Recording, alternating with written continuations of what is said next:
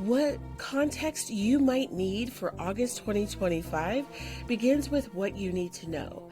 And what you need to know is that you might be called or be in the middle of a calling to pioneer a path.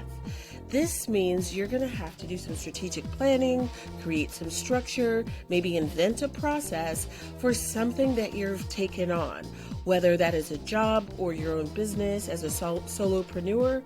But either way, you have to create something in order for there to be structure or a process for how to get something done. Now, in reality, you are undergoing your own transformation. So I pulled the card of the swan. Really, it's the ugly duckling transition to the swan. So a full-on transformation that by the end of it will look entirely new. Either it's a new process, a new way of being, a new way of working. But either way, you're in the middle of a transformation, and that in between can be very daunting and maybe a little bit ambiguous, which is why structure is needed. Now, the truth is you are experiencing or you're craving a sense of freedom. The key to the craving or experiencing freedom is that there's often full autonomy.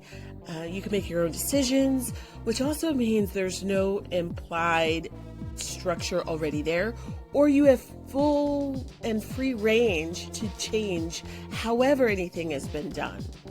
That could be a lot daunting for people because this means that you get to narrow or create the criteria for the decisions that you make, or you get to create structure where none exists, or you're living in a lot of ambiguity, and that means in order to create a way forward, you'd have to do it yourself. But there's full freedom in that. What is next is the wounded heart. For me, that's represented by a very sad-looking lion. Not necessarily the cowardly lion, but definitely there is some aspect that it weighs heavy on your shoulders or your heart as far as either something that you've been going through or something that you're anticipating. Because you know what they say, worry is meditation on the negative thing.